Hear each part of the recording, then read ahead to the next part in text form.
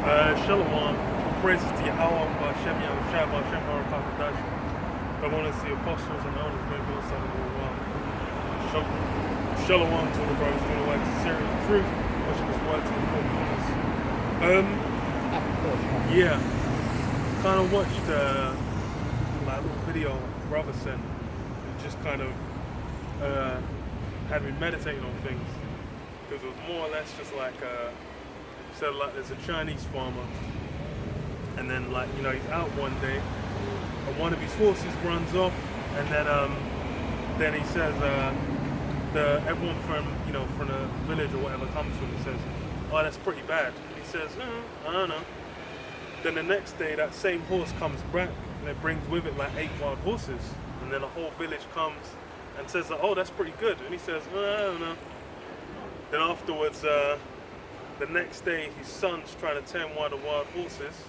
Then he falls off, breaks his leg, and then like after, everyone comes around and says, like, "Oh, that's pretty bad." He says, "I don't know." Then the day after that is, the soldiers come around, government comes around, basically conscripting for troops. Then his son gets basically denied because he broke his leg. And everyone comes and says like, "Oh, everything's pretty, oh, that's pretty good." And he's like, "Oh, I don't know." And then the guy that was telling the story, it's a black the guy that's telling the story basically says like, he words it as like nature kind of, the way it works, it's got its own systems, it's got its own operations. You can only really work within it. And then, to bring the fullness of that is hey, everything runs through the spirit. And whether you receive something that in the moment seems like a blessing or seems like a disadvantage, those things don't become clear until further down the line. You're not really seeing the whole scope. You're just kind of seeing, where you are in at the moment. And hey, that's part of, being in the truth, kind of knowing, like dealing with, hey, the Lord can have things happen where you're just kind of out there, and then you're thinking one thing, but hey, you never know how it's going to end up. So Job 6 and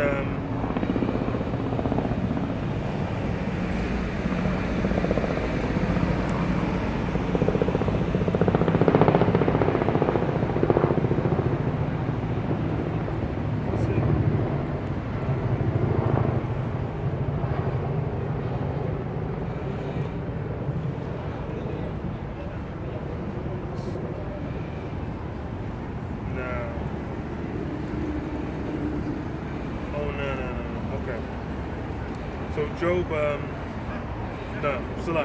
Job 33 and 12. It says, "Behold, in this thou art not just. I will answer thee that the Most High is greater than man. Why dost thou strive against him? For he giveth not account of any of his matters." Yeah, so the Most High is greater than man. And it says what? Strive not against him. It's like, if the Lord's having things happen, as far as for Job, it's like, what went down with Job, this in the moment, when after he received all the hell that Satan was giving him, then you used to be like, damn, like, yo, down and out. A lot of people, like, nowadays that shit happens. People go jump off a building, man. People, fight off police officers so they can jump off Chelsea Bridge. But that's, hey, they're not looking like maybe down the line, that could be turned into a positive. Then you also have stories of people where they might be down and out in the moment, but then later on they end up getting exceeding where they were before previously. This is what why dost thou strive against him, for he giveth not account of any of his matters?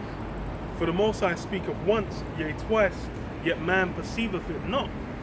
Yeah, Most High, that's the other thing as well. It's like, do people completely something that's being made plain to them. It's like someone might wake up, there might be all kinds of things happening in a person's life to make them think, damn, maybe what I'm doing isn't such a great idea, but they'll still pursue it.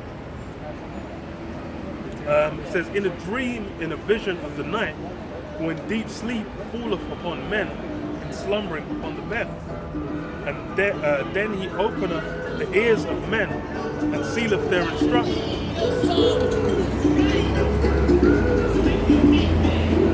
So then he openeth the ears of men and sealeth their instruction. So yeah, this is, hey, the Lord basically is the one what seals the instruction, because there's not free will anyway. The Lord basically guides men's steps for where they're going to go.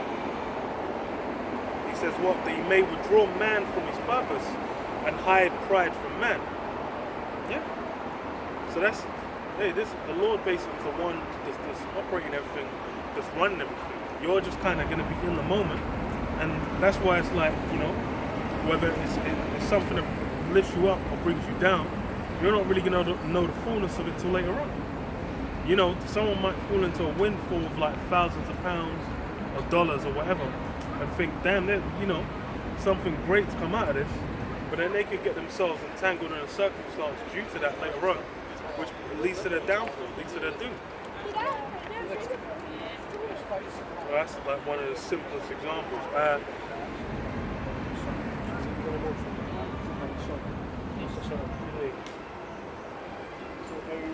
Isaiah 55:6, it says, "Seek ye the Lord Yahweh while he may be found, call ye upon him while he is near. Let the wicked forsake his way, and the unrighteous man his faults, and let him return unto the Lord Yahweh, that he may have mercy upon him, and to our power, for he will abundantly pardon. For my thoughts are not your thoughts, neither are your ways my ways, saith the Lord Yahweh."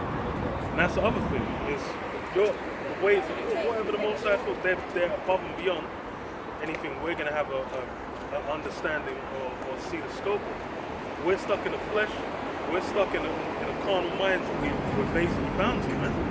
We don't have the means to even come anywhere near to where the Most High's thoughts are. As such, it's like your whole viewpoint on something could be fucked. You could be looking back at something that happened 10 years ago, like damn, we're all messed up in the spirit because something happened. But that could have been something that now is paying dividends in in your mindset, in your ethic, in your whatever, and towards your approach. Where it's you might look at it in a certain way, but it's actually put you into giving you a certain kind of character that's going to carry you in greater stead going forward. Especially when it comes to this truth.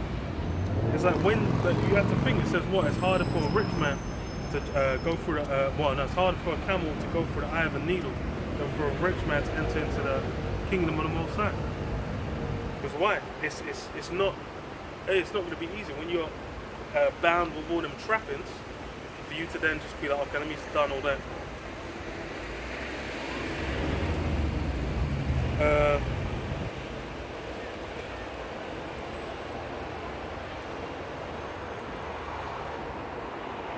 And then this as well, Proverbs 20 and 23. Diverse weights are an abomination unto the Lord Yahweh, and a false balance is not good. Man's goings are of the Lord Yahweh. How can a man then understand his own way? Yeah, man's goings are of Yahweh Hashem Yahushai. So then when we're out here, that's why it was in that story, the farmer, it's a good approach to kind of have to just be like, okay, anything that goes down, you just kind of run with it. Because if you're basically then just being like, okay, yeah, the way you're looking at it, like, okay, I'm going to try and maximize it, I'm going to try and maximize it, you're all caught up, you're all bound up in it, you're going to kind of lose the perspective. Because a lot of times the situation, you'll gain more insight by just kind of hanging back and observing.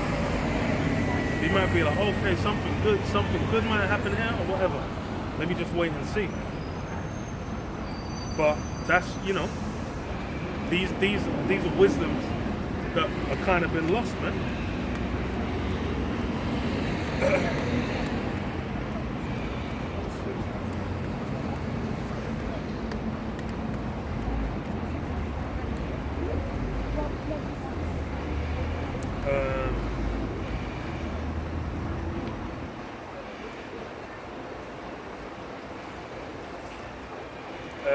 Ecclesiasticus 3 and so 24, it says, "For many are deceived by their own vain opinion, and an evil suspicion hath overthrown their judgment." So yeah, being deceived by your own vain opinion. That's something, or if that should be, you know, the theme of this current age. This current time is basically what? Everyone is completely pursuing, completely indulging in their own opinions, desires, lifestyle, whatever. Now it's being promoted for you to just kind of throw off everything else, and then, you know, just pursue whatever, you know, in your own mind you feel is, you know, is right. But then, hey, those things, you know, you can end up bound in all kinds of madness, and that happens a lot. That's the thing, is with, you know, with the scriptures, these things are meant to be a guide, and really it's only for those of so-called Negro, Hispanics, and Native American Indians, and even then it will be just the elect among those that are going to get this currently.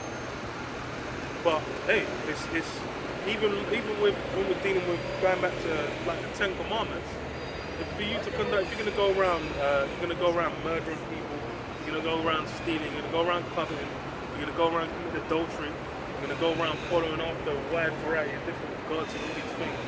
You're going to be doing all these things. Then what are you going to reflect back onto you? You're going to have all kinds of messed up, man. And then, hey, the demons are gonna catch you in the end. But hey, that's, you know, Esau's basically made everyone agree with his lies, man. Says what? Without eyes thou shalt want light. Profess not the knowledge, therefore, that thou hast not. Yeah, a lot of people, you know, they'll just speak out of us on certain things.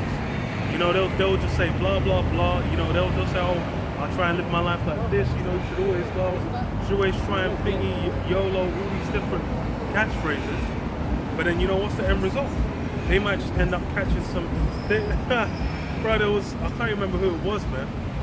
Someone was telling me like they got fucking AIDS, man. Those guys that were catching AIDS of like going 3 man in on the same thing, like on the same night, all this kind of shit. I was like, bro, what? That's this. I mean, so it was some kind of celebrity. I can't remember off the top of my head. But it was just like there's all kinds of practices where there's a buffer against them, there's a wall against them in the scriptures with good reason. But hey, people don't regard those in the current times. But hey, now is the time when it says what? The Lord's going to come like a thief in the night. So people's jobs is to be caught slipping, man, to be caught out there. But yeah, I'll leave it there. Say praise to Yahweh, Hashem Yahushua, Hashem Yahushua.